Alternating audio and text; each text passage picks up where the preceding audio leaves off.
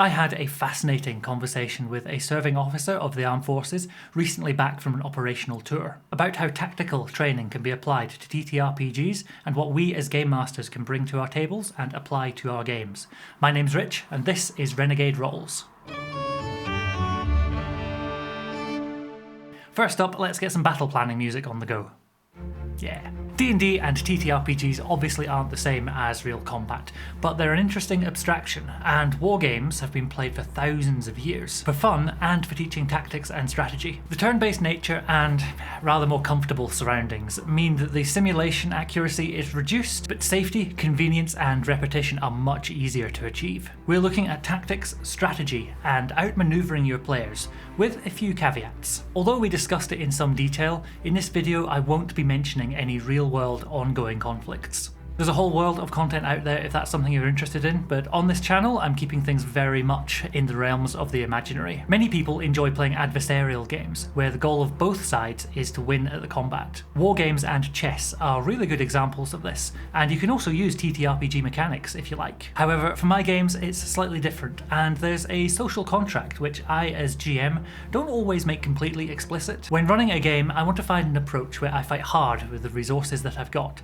but I don't want to give myself permission just to win arbitrarily. There will be moments when characters die, there will be total party kills, but my style of GMing, and that which is shared by many others, is that our real goal is to help progress the story. If the players are victorious, it will be all the sweeter for them if they really have worked for it. As GM, I've got so many levers I can pull, and so many options available to defeat the players if I want to. Rocks fall, everyone dies. Yeah, that kind of sucks. So the social contract is actually the GM and the players all want the story to progress. Story progression is not the same as letting your players win every time, though if you're playing with my little nephews, trust me, just let them win. D&D, while being the most popular TTRPG, is not the best fit for simulating modern combat. Yes, there are firearms in a DMG, but the rules are thin. There are game systems built from the ground up with modern combat in mind. D20 Modern, GURPS, Bolt Action, Cepheus Modern, Modern War, Twilight 2000, as well as 40k, just to name a few. I played a short campaign in D20 Modern, but haven't tried any of the other systems, apart from playing some 40k a long time ago. Usually my TTRPGing is much more fantasy based. No matter the system you're using, and especially D&D, there are real world military strategies which will stand you in good stead, and make sure that your baddies, from the lowliest of snotlings, also a name for my nephews, to the greatest of star-eating horrors, can all give your players the fight of their lives. Number 1, let's talk about the maneuverist approach. This is a military strategy which emphasises movement, initiative and surprise in order to achieve a position of advantage. Now D&D folks, your ears should have pricked up there. Just from that sentence we get some really great clues of what we can be doing as GMs to really challenge our players. For movement, this is all about small groups aiming to converge where the enemy is weakest. In fantasy TTRPGs that's often the squishy spellcasters. If you're running a mobile, intelligent enemy, maybe disengage from the barbarians and paladins and go after the wizard instead. Surprise is a massive mechanical advantage in TTRPGs. Your common or garden goblins are perfect for this. A surprise attack in a night before melting away into the trees can be really hard to defend against. You should be doing everything you can to give yourself advantage in a combat. This means knowing the rules and figuring out what you can do on your turn to make it more likely that you'll hit, while less likely that your opponents will hit you. Often this means utilising cover or trying to stay hidden wherever possible. While researching this video, I learned a load of acronyms, and one of my favourites is the OODA loop.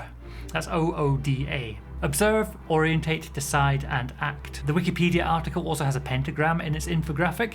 It just makes my inner goth smile. Turn-based rounds means that the OODA loop is very clear-cut. In a perfect world, you get to go through that loop uninterrupted. You get time to make decisions, see the outcomes, and then act accordingly again. In combat, performing your own loop while disrupting the enemies is a surefire way for success. In TTRPG mechanics, this can be through battlefield control and imposing conditions on your enemy. Using grease, entangle, or fog cloud can quickly change the game. It means that the players will have to change their plans and you can exploit the opportunities that brings. Out of combat and in longer form campaigns, the OODA loop becomes more about intelligence gathering, or scrying if you prefer, so hiding your true strength or through misdirection or misinformation. If you're feeling devious, have your baddies spread rumours through well-meaning neutral parties. Aye, we don't go past that hill anymore. There's a huge beast that lives there. It's big as a house, and I heard it breathes fire. It's just the goblin camp. but your players don't need to know that. These sorts of shenanigans can give hex crawls and exploration campaigns new dimensions. Who says that everything on the map has to be right? Speaking of maps, time for our second piece of military wisdom. Let's talk about terrain. Everyone knows that if you want to defeat a budding Sith Lord, you need the high ground. It's always good strategy to use that elevation advantage to attack in darkness or to use natural choke points. It's doors and corners, kid. That's where they get you. I could probably do a whole video just on strategy from sci-fi. I'm a leaf on the wind, watch how it... It's still too soon for that. Most TTRPG systems give some sort of mechanical advantage for being in cover, or otherwise making yourself difficult to hit. My friend told me that get on your belt buckle is a common piece of advice to remind soldiers to hit the deck. The reason for this is that if someone's lying prone on the ground, they are a much more difficult target to hit from range. A great tip if you're running an ambush in D&D 5e and your creatures are more than 30 feet away from the players, have your baddies shoot, move, and then go prone again. That going prone is a free action and will keep your goblins alive for much longer. Using darkness to your advantage has been a core part of warfare for a very long time. And if you can see but your enemy can't, you have a much greater chance of victory. But I have dark vision, say your players. Well, use fog clouds, use blinding lights, have your baddies throw sand in their eyes, make yourself harder to hit by any means necessary, and take away their ability to hit you. You can light them up in fantasy floodlights, if you like. In D&D terms, you have dancing lights, daylight, light, as well as good old-fashioned torches, or some of that mysterious glowing blue fungus which is always present in every fantasy dungeon. On a wider campaign map scale, have the goblins cut the bridge, have them force the party into this narrow valley where they can lay an ambush. Use the topography of your world to help develop strategies. If you have a group that enjoy this grander style play, it can add yet another dimension to your game night. Tip number 3. Knowing when to retreat. Too many TTRPG baddies just fight to the death. We might say this is because the battle rage consumes them, they might be too angry to run away.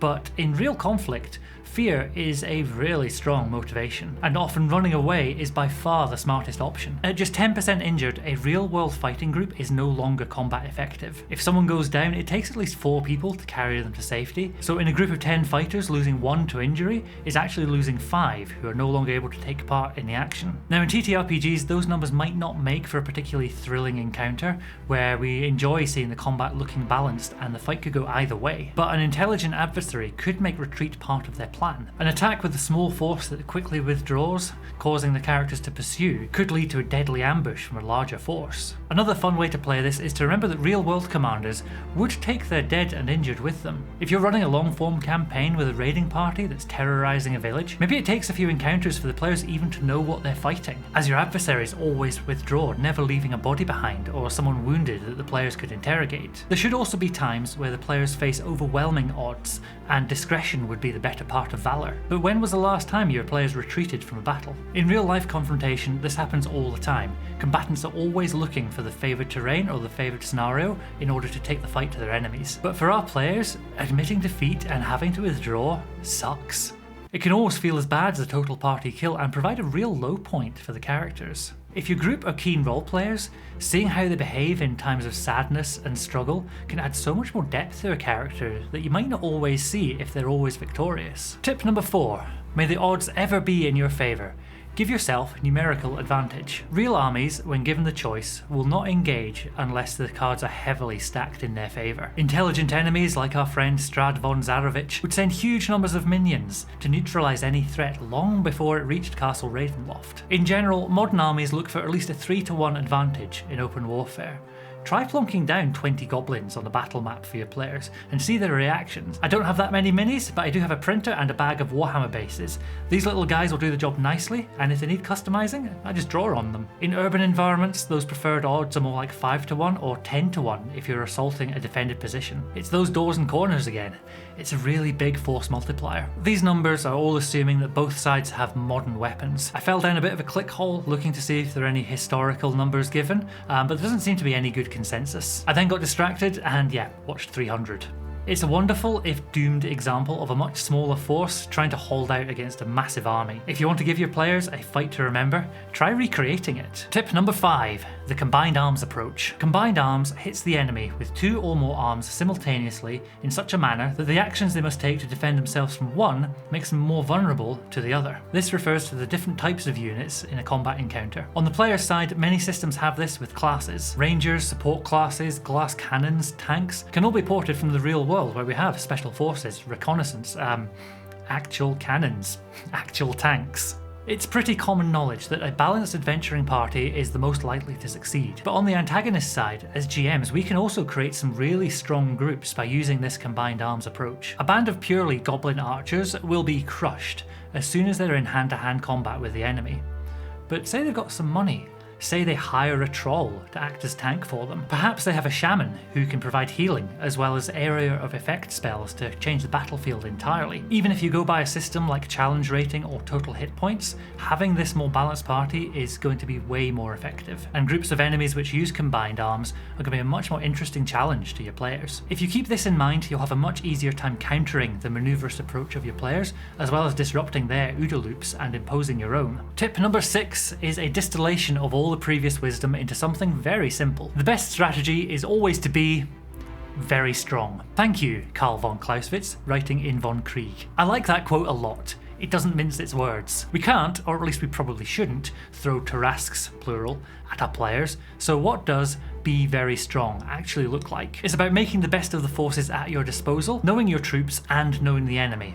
There's a Sun Tzu quote in there somewhere. For D&D 5e, my favourite resource for this, and something a video on tactics would not be complete without, is of course, The Monsters Know What They're Doing by Keith Ammon. This book is responsible for me coming very close to TPKing a level 3 party with just 6 goblins. For my group, who very nearly died in that first session of the Dragon of Icespire Peak, you know who you are, you should read this too. The book is all about knowing the stat blocks and abilities of your combatants and then using them to the fullest, as well as thinking about the psyche of the monsters and what they would do in different situations. When I'm running 5e, it's indispensable. Also, when I'm running other systems like Dungeon Crawl Classics, which don't have as much text with their stat blocks, I'll look to this to give me a bit more background and flavour of what the monsters might do in the circumstance. The things I've learned from my military friend and the advice I've passed on here have all been about the parallels with real world combat. We know that TTRPGs will never be exactly like the real thing, but I'm very happy about that. Remember that the role of GM is to provide challenge to the players and to heighten the drama and threat to the adventure, not just to crush them beneath a pile of Tarrasques, however tempting that might be. So if you promise not to do that,